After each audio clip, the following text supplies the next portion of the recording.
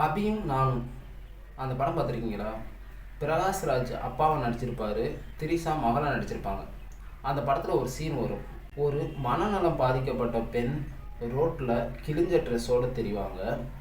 உடனே திரிஷா தன்னுடைய அப்பாவாகிய பிரகாஷ்ராஜ் கிட்ட அவருடைய சட்டையை கழட்ட சொல்லி அந்த பெண்ணுக்கு போட்டு விட்டுருவாருங்க. அதோட பிரகாஷ்ராஜ் உள்ளே உள்படியன் போட்டிருப்பாரு. அதோட நடந்து வீட்டுக்கு போகணும். அதான் சீன். அப்போது பிரகாஷ்ராஜ் பனியனோட வெளியில் நடந்து போகும்போது முதல்ல எல்லோரும் பார்ப்பாங்க, கூச்சப்படுவார். கொஞ்சம் நடந்து போக போக எல்லோரும் பார்ப்பாங்க, அவருக்கு அது ஒரு சேம்லெஸ் ஆயிரும். அதாவது கையை வச்சுட்டு இப்படி மறைச்சிக்கிட்டு போவார். அதுக்கப்புறம் போக போக ஓகே அப்படின்னு சொல்லிட்டு இப்படி போவார். அந்த சீனை பார்த்தா சூப்பராக இருக்கும். நான் சொல்லும்போது கூட அது மிஸ் ஆகலாம். நீங்கள் வேணும்னா அந்த படத்தில் போய்ட்டு அந்த சீனை பாருங்கள், சூப்பராக இருக்கும். ஒரு ஆண் சட்டை இல்லாமல் ரோட்டில் நடந்து போனால் அவனுடைய உடம்பு ஒரு ரத்தமும் சதையும் சேர்ந்த ஒரு உடம்பாக பார்க்கப்படுது. அதுவே ஒரு பெண் ரோட்டில் நடந்து போனால் அது ஒரு கவர்ச்சிகரமான ஒரு விஷயமாக பார்க்கப்படுது. இதை காலங்காலமாக கிரியேட் பண்ணி வச்சுருக்காங்க. கிரியேட் பண்ணி தான் வச்சுருக்காங்களே ஒழிய மற்றபடி ஒன்றும் கிடையாது. ஒரு பெண் ஆடை சுதந்திரம் அப்படின்னு சொல்லி நம்ம எவ்வளவோ பேசுகிறோம். பெண் சேரி கட்டியிருந்தாலும் சரி, சுடிதார் போட்டிருந்தாலும் சரி, எந்த ட்ரெஸ் போட்டிருந்தாலும் சரி, அதை பார்க்குற விதம் இருக்குல்ல, ஒரு ஆண் எப்படி பார்க்குறாங்கிறது இருக்குல்ல, அதில் தான் மாறுபடுது. இந்த உலகம் அப்போவிலேருந்து இப்போ வரைக்கும் அடக்குமுறைகள், பெருமை எல்லாமே பெண்ணை சுற்றி தான் நிகழ்ந்துக்கிட்டு இருக்கு. இது நீயா நானா நிறையா பேர் பேசி நீங்கள் கேள்விப்பட்டிருப்பீங்க. இன்னொரு சீன் சொல்கிறேன். எங்கள் ஊர் பக்கம் ஒரு டைலாக் சொல்லுவாங்க. அந்த டைலாக் சொன்னால சிரிப்பு தான் வரும்.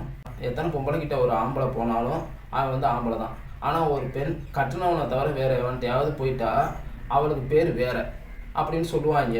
ஆனால் அது என்ன பேர்னு சொல்ல மாட்டாங்க, ஏன்னா எல்லாருக்கும் தெரியும் அப்படின்னு சொல்லிட்டு. அந்த பேரை கிரியேட் பண்ணாதான் மனநலம் பாதிக்கப்பட்ட ஒரு ஆணாக தான் இருக்கும் அப்படின்னு சொல்லிட்டு நான் நினைக்கிறேன். மன்னர் எத்தனை கல்யாணம் வேண்டாலும் பண்ணிக்கிடுவார், அவர் வீரத்தை நிரூபிப்பார். ஆனால் ஒரு பெண் அந்த மன்னருக்கு மட்டும்தான் மனைவியாக இருக்க முடியும், ஒரு ஆணுக்கு மட்டும்தான் மனைவியாக இருக்க முடியும். உடன்கட்டை ஏறுதல், அதை நம்ம படிச்சிருப்போம், அது தெரிஞ்சிருக்கும். மேக்சிமம் எல்லாருக்கும் கேள்விப்பட்டிருப்போம், பேசியிருப்பாங்க, கேட்டிருப்போம், படிச்சிருப்போம்.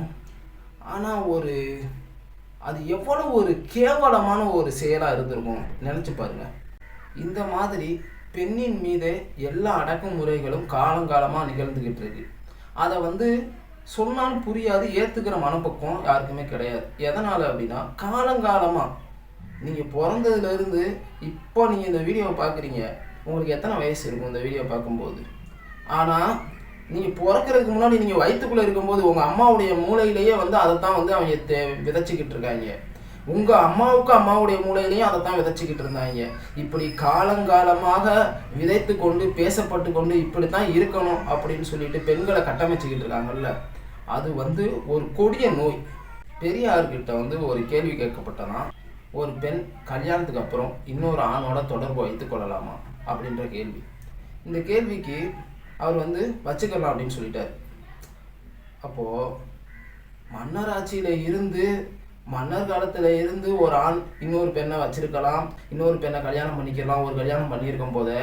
ஆனால் ஒரு பெண் இன்னொரு ஆணை கல்யாணம் பண்ணிக்கிறக்கூடாது, இன்னொரு ஆணை கூட சேர்ந்துருக்கக்கூடாது. உங்கள் தாத்தாவுடைய தாத்தாவுக்கு எத்தனை மனைவிகள் அப்படின்னு கேட்டு பாருங்க. கல்யாணத்துக்கு அப்புறம் ஒரு ஆணோ ஒரு பெண்ணோ இன்னொரு நபருடன் சேர்ந்து இருப்பது தவறு அப்படின்ற கேள்வி கேட்டால் தவறு அப்படின்னு சொல்லலாம்.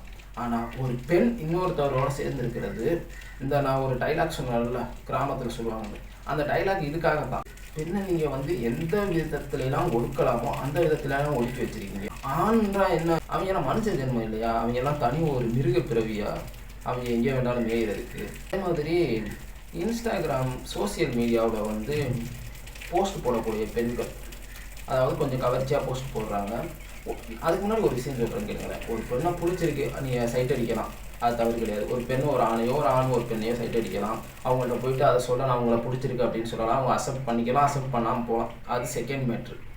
என்ன, இதெல்லாம் தவறு கிடையாது. ஒரு பெண் ஒரு ஆடை அணிஞ்சிருக்காங்க, நீங்கள் அதை ரசிக்கிறீங்க, ஸ்க்ரோல் பண்ணிட்டு போகிறீங்க, அது ஒன்றும் பெரிய மேட்ரு கிடையாது. ஒரு பெண் அழகாக இருந்தால் பார்க்குறது, அதெல்லாம் பெரிய மேட்ரு கிடையாது.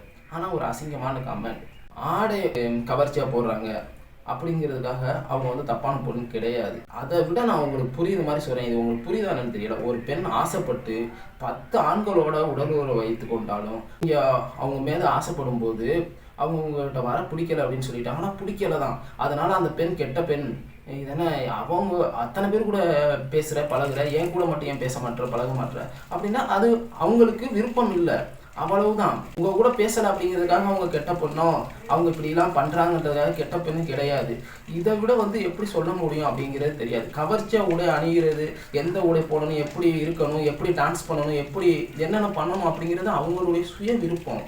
நீங்கள் அதில் தலையிட முடியாது. அதில் போய்ட்டு நீங்கள் கவர்ச்சியாக அவங்கள அசிங்கமாக திட்டுறது அவங்க ஸ்க்ரோல் பண்ணிட்டு போயிடுவாங்க. ஏன்னா உங்களுக்கு மூளையிலன்றது தான் அவங்களுக்கு தெரியுமே.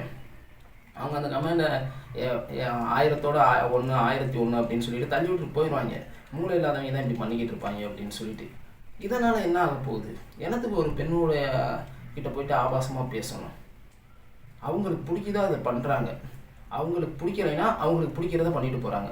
உங்களுக்கு என்ன தோணுதோ அதை பண்ணுங்கள்.